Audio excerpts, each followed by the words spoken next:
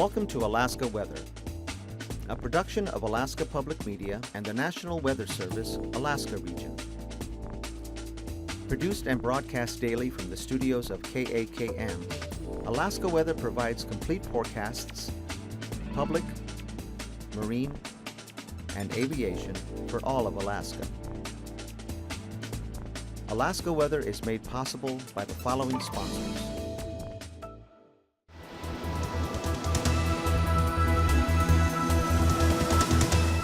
The National Weather Service. Hello again, everyone, and thanks so much for joining us for this Thursday's edition of Alaska Weather. I'm meteorologist Dave Percy, and I'll be hosting this evening's show. Up first, we've got high surf advisories out for Point Hope for tomorrow, starting tomorrow and continuing tomorrow night. And into Thursday, northerly winds will be increasing dramatically from what they are now, picking up 35, gusting 45 miles per hour out of the north. And so it looks like the north side of the spit there could see some minor beach erosion. And then looks like along the, or for Savunga down here for St. Lawrence Island, same thing, high surf advisory out tomorrow and tomorrow night and through Saturday. Here for Savunga, it looks like there could be some beach erosion along the road to the dump there. And then over toward Gamble, possible beach erosion there as well. And again, those will be out through Saturday. And for Shishmaref, it doesn't look like you'll see much of anything out of this. The wind trajectories are keeping the highest waves out to the west. So moving on to fire danger, still got a couple areas of extreme fire danger here in the Yukon Flats there, either side of the Yukon River. A small area there on the north side of the eastern Alaska Range, and then high fire danger throughout the Tanana Valley from the 40 Mile Country. High fire danger in across areas of the Copper River Basin, otherwise pretty good everywhere else. And moving on to satellite imagery, today showing large area low pressure here centered southwest of Cape Newingham. So in advance of that, clouds south to north flow here, a couple of bands from the eastern North Gulf Coast on down. Pretty good clearing though over the eastern interior, allowing temperatures back into the 70s, some cases lower 80s this afternoon.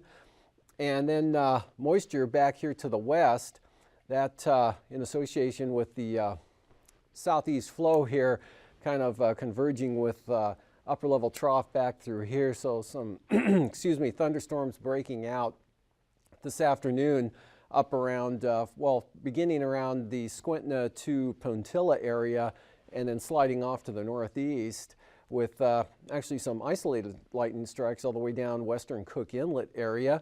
Lots of clouds here back along the coast. Clouds covering almost all of the Bering Sea, all the way down to the Aleutians. Starting out with some clearing and then low stuff spreading on in. This system mostly taking a track off to the east there, staying to the south. And then a front here just to the north and northwest of the Arctic coast. That's going to be pushing southward. You can see the south-southeast push here. The clouds already flowing down toward the coastline there, and that'll continue as a pretty good upper level trough comes through. And on the chart today, that front was back to the northwest there and got some rain out in advance of that system there, sliding northeastward with from the northeast Norton Sound areas, northeast to the southern slopes of the Central Brooks Range. Pretty dry for the north slope, clouds, fog, really not much of a problem up there this afternoon.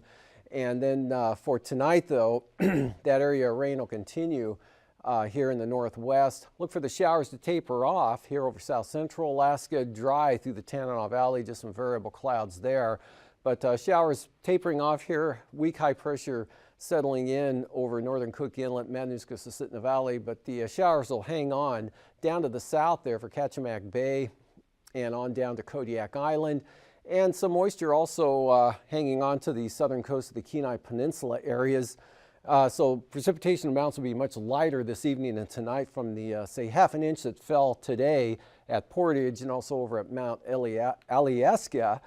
And kind of a showery nature to the precipitation pattern back here to the west. Just 0.06 of an inch falling at St. Michael in the 12-hour period ending at 4 p.m. this afternoon. By contrast, Unalakleet picking up about 0.5 inch of rain. Same thing for Tanana, about 0.5 inch of rain there. But as you can see tonight, that'll be much drier. Low pressure hanging in west of Bristol Bay. Good chance of showers there from Togiak Bay down across the Alaska Peninsula. Drying out for the western peninsula, though. No change for the Bering Sea. High pressure ridging in from the west-southwest there all the way across. So lots of low clouds, fog, rain, or low clouds, fog, drizzle, no rain. Also, it could be some isolated areas of clearing, but look for a lot of IFR to marginal VFR out in there. And then this system sliding northward, so precipitation increasing and flowing north. Chance of rains increases there from roughly Cordova eastward to Yakutat with showers in over the Wrangell Mountains. Mostly cloudy skies here for the Panhandle. Areas of light rain and fog begin developing, especially after midnight tonight. And then we'll see tomorrow that mass continues to flow northward, so rain along the coast there, just barely reaching the coast of Prince of Wales Island. Much better chance up toward Port Alexander to Sitka, Mount Edgecombe, and northward into about as far east as Juneau, on up to the north. In fact, sea lanes visibility is coming down, so it looks like the passes there will be going IFR, Chilkoot and White passes, by late tomorrow afternoon. Rain periods of for the North Gulf Coast there. Also, small craft advisory winds in advance of this front, 25 to 30 knots there, again in advance of the front. And for the eastern North Gulf Coast in the afternoon, winds becoming east and picking up to about 25 knots. Periods of rain, Prince William Sound, spreading westward across the Kenai Peninsula, northern Cook Inlet. So by tomorrow afternoon, pretty good chance of seeing some rain spill back into the Anchorage area from roughly turning an arm northward in toward Palmer. We'll see a better chance of rain tomorrow afternoon than, say, Wasilla or Talkeetna. Mostly sunny back here to the west. Bristol Bay looking really good tomorrow, and from about Togiak northeast through the Kuskokwim Valley could see some sunshine, especially early on in advance of this southward dropping system here to the west. And as that pulls down to the south, that'll be followed by increasing north winds here, high pressure over the Russian Far East. Good gradient coming in. Gale force winds will eventually developing there from the Chukchi Sea southward through the Bering Strait. 40 knots coming into the forecast eventually here over the next couple of days, probably tomorrow night and into Saturday. For those areas, that'll be sweeping right down across St. Lawrence Island, definitely by Saturday, if not tomorrow night. Lighter winds eastern coast for Friday, tomorrow, with rain staying back to the west, probably west of about New Ixit on back towards Wainwright. Periods of rain over the northwest part of the state and the Seward Peninsula areas. No change for the southern Bering Sea. Got the front coming southward, but that'll keep north of the Pribilofs there. So really no change over the southern areas with high pressure hanging back toward the west. And that will keep this system down to the south. Otherwise, taking a look at the first day of the weekend, we'll see that that front gradually shifts eastward here. A new low develops. Rain from Dixon Entrance, Queen Charlotte Islands, all the way back up along the North Gulf Coast. Turning more showery here back toward Prince William Sound, but it looks like a wet start to the weekend. South central Alaska, the Kenai Peninsula, back to the Alaska Range. Showers through the Kuskokwim Valley. Scattered thunderstorms here, especially in the green shaded areas through the central interior. Back to the east, could see some clearing again, sunshine possibly for the Eagle area, down to about the White Mountains, and then pick up the chance of thunderstorms there from the White Mountains down to the Wrangells. Otherwise, tight gradient here, gusty gale force winds across the Chukchi Sea again southward to St. Lawrence Island. In fact, gales all the way down to Nunivak Island from the northwest there, and small craft advisories to the south, including Bristol Bay and even the Alaska Peninsula, but those diminishing later in the day. Not so windy back toward Cold Bay to Unalaska, and winds coming down to about 15 knots there for the Pribilofs. Otherwise, high pressure hanging out over the western Bering Sea. About 1,018 millibars, not all that strong, but that'll help keep this system down to the south, although a chance of rain tries to push northward toward Adak in the late afternoon with those winds coming up to about 25 knots. So small craft advisories coming back into the picture there Saturday afternoon on the south side of the chain. Looking at temperatures this afternoon, Across the southeast coast, mid-60s to near 70. Stewart, for example, hitting 70 degrees today, and a 65 down at AKwx. Same thing in the state capital. Skagway up to 69. Of course, 80s in the Yukon there. 62 at Yakutat. 59 over at Cordova, about the same in Valdez. 58 in Whittier. 61 Seward. Kenai Peninsula mostly in the lower to mid-60s, with mid-60s up into the Matanuska and Susitna Valley areas, with Palmer at 64, Gulkana 71 this afternoon, Fairbanks 74 degrees, warm spot over there at Eagle 82 this afternoon, not necessarily the high, but back to the north, Fort Yukon at 73, more clouds, showers, and again the scattered thunderstorm activity here, mid to upper 60s in those areas. Tanana though, just at, that's Galena, 57 degrees, and then back up to 66 at Bettle, 65, Anatuvik. Arctic Village, nice 70 degrees this afternoon. Kaktovik, 46, 54 over at Dead Horse, and then lower 50s here for the western coast. Barrow, 44 degrees. Mid-50s to mid-60s, Deering up to 65, but Kivalina 52, and Kotzebue in the middle there with 59 degrees. Ambler at 66, and the lower 60s restricted to the southern coast of the Seward Peninsula. Actually, probably in the mid-60s there over the inland areas, but Unalakleet 61 degrees, St. Michael 59, Amonic 60 degrees, and Savunga at 54. 66 this afternoon there at McGrath, and roughly in the mid-60s on down the river valley there to Bethel, with 63 at Macoriac. 56 St. Paul, about the same in Unalaska with 57, lower to mid-50s, Adak and Atka, lower 50s, 52 there at Shemya, and a 57 degree reading at Unalaska with mid to upper 50s for all of the Alaska Peninsula. Iliamna, King Salmon up to 61, while Kodiak had 57. Lows for tonight, lower 50s there for Kodiak State Airport, upper 40s Copper River Basin, otherwise upper 40s, lower 50s south of the Alaska Range to the coast.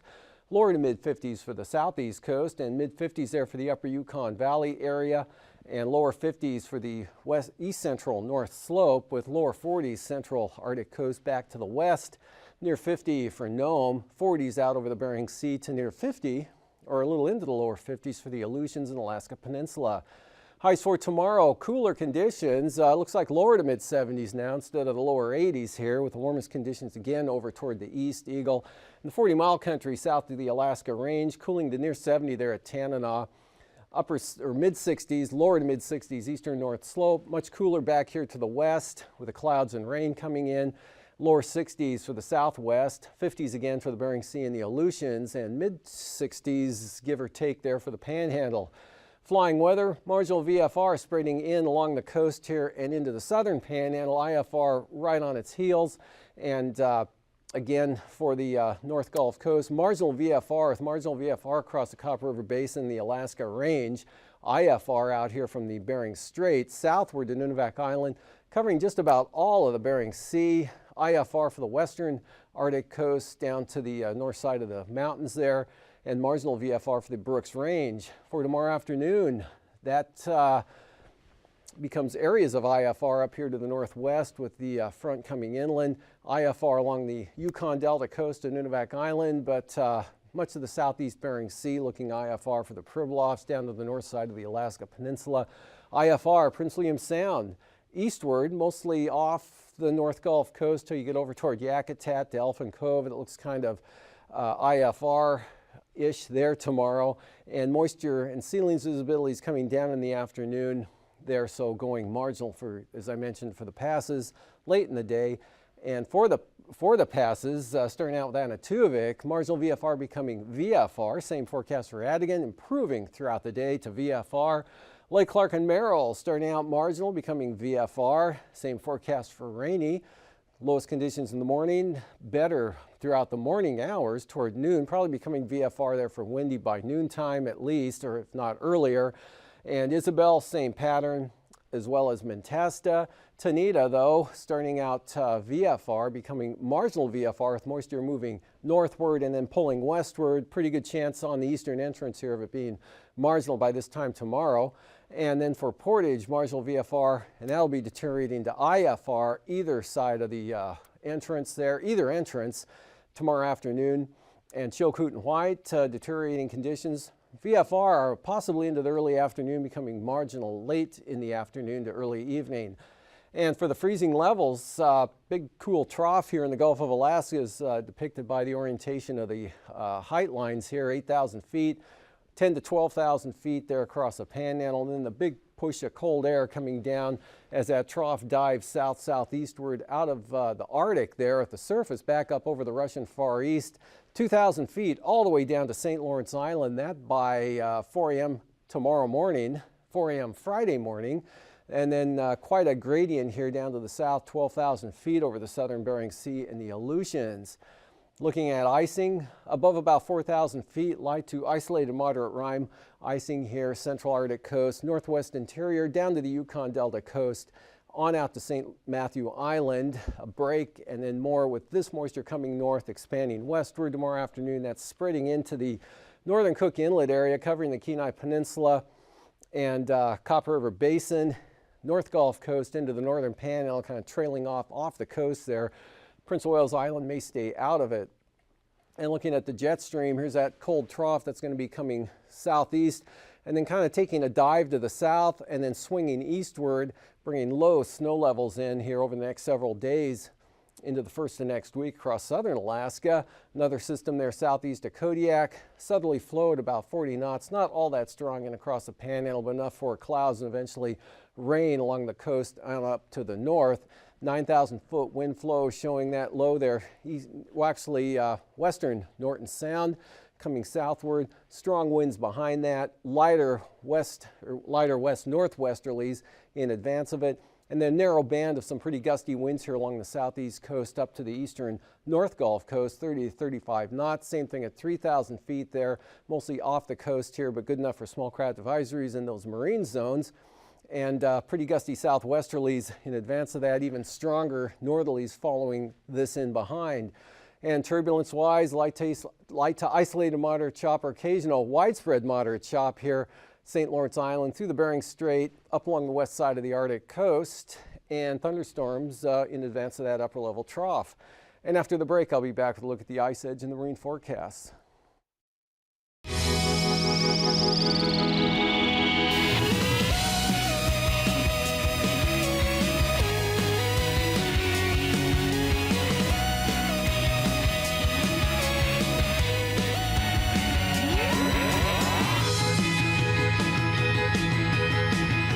Are you eclipse ready? Hey there, stargazers. I'm Dehne Regas, astronomer for the Cincinnati Observatory. And I'm James Albury, director of the Kika Silva Plot Planetarium in Gainesville, Florida.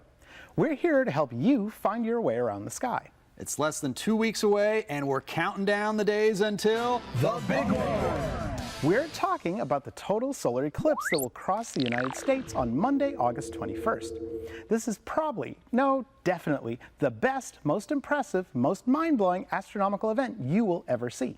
If it's sunny, everyone in America will be able to see a partial solar eclipse that day. That's when part of the sun is blocked out by part of the moon.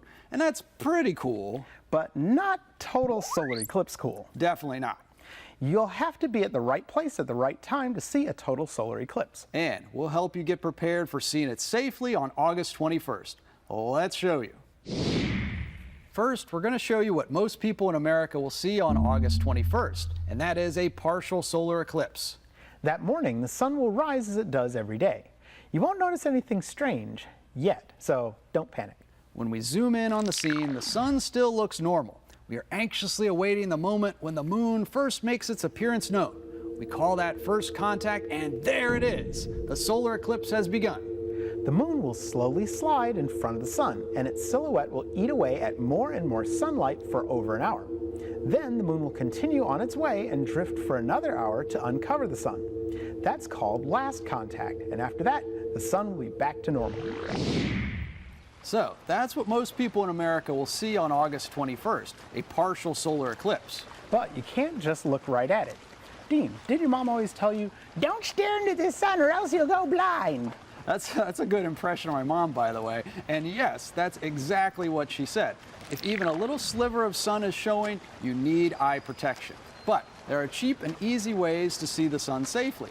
I like using number 14 welder's glass. It is so dark that through this stuff, it is safe to look at the sun anytime. Just be sure your face is blocked whenever you're looking. Or you could use specially made eclipse shades to do the same thing, and they fit over your face. Get some today before they sell out. Looking good, James. Where'd everybody go? You could make a pinhole camera as well.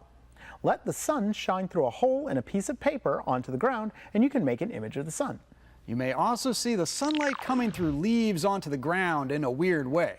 During really strong partial solar eclipses, the leaves act like lots of pinhole cameras. The effect is really trippy, but really cool to see an eclipse on the ground.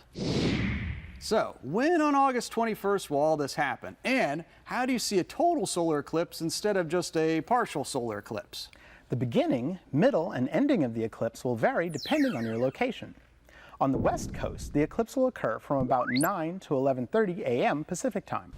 In the middle of the country, it'll last from about 10:30 a.m. to 1 p.m. Mountain Time and 11:30 a.m. to 2 p.m. Central Time. And on the east coast, it'll run from around 1 to 3:30 p.m. Eastern Time. But definitely check eclipse websites for when it begins and what it will look like from your hometown. NASA's eclipse page probably has the best info. To see the total solar eclipse, you'll have to be on a specific 75-mile wide path from Oregon to South Carolina. When the moon blocks the entire sun, well, it is just unbelievably cool. It'll look like the sun is gone. We will tell you more about where you have to be and what you have to do to see this total solar eclipse next week. In the meantime, get your eclipse shades or welder's glasses ready. It's almost time for the big one. Keep looking up.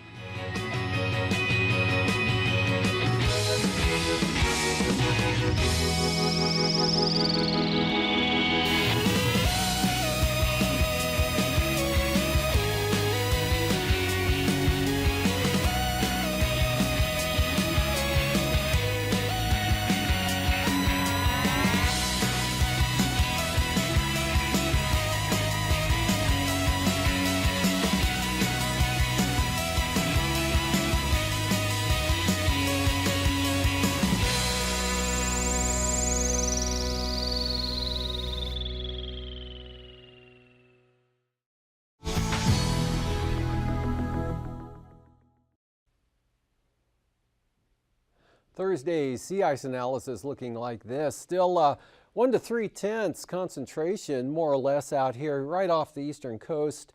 Otherwise sea ice free way up to the north there to about just shy of 80 north. And overall ice edge through here not expected to change a whole lot over or at least throughout the forecast period.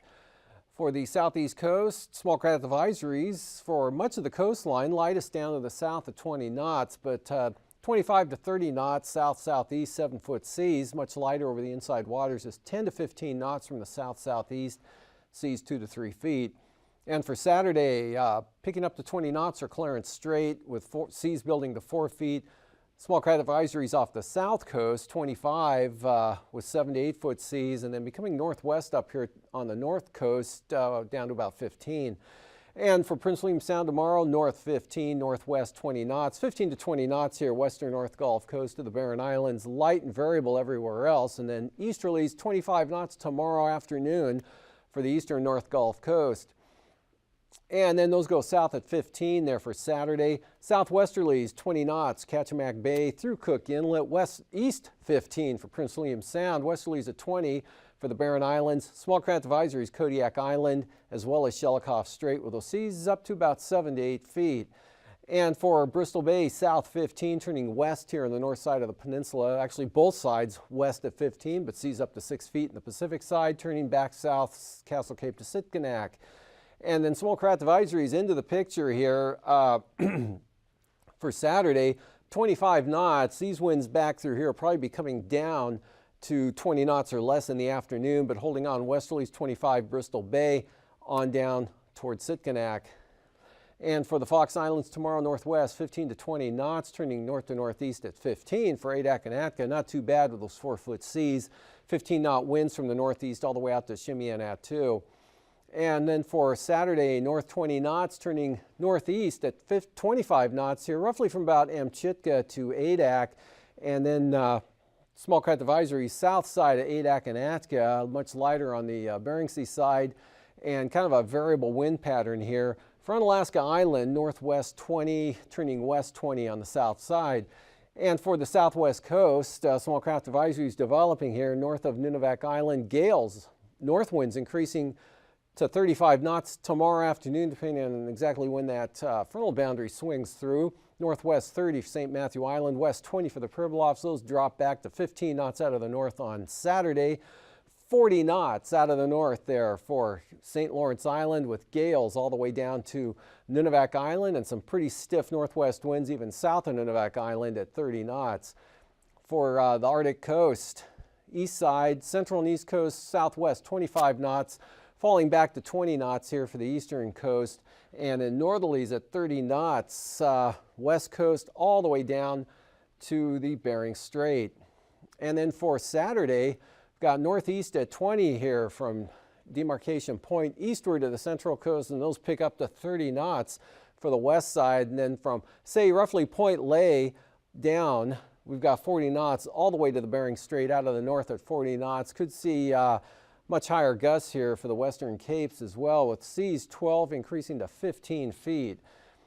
And for tonight again, here comes that front, bringing rain to the west coast there. The main wind back behind it. Got to wait for that low to swing through. That starts to happen tomorrow afternoon. Those winds will increase. Precipitation pushes eastward. Pretty good though in advance of that, but back into the rain here coming westward into northern Cook Inlet late in the afternoon. Northern Panhandle looking wet. All of the Panhandle's wet on Saturday. North Gulf Coast, South Central Alaska, rain. Pretty good chance at some point in the day. Thunderstorm central interior. Strong winds here, as I mentioned, from the Chukchi Sea southward right into the Yukon Delta.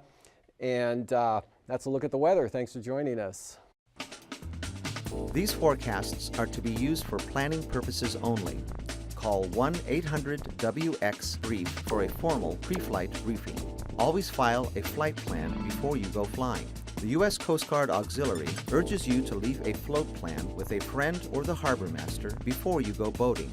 Alaska Weather is made possible by the following sponsors.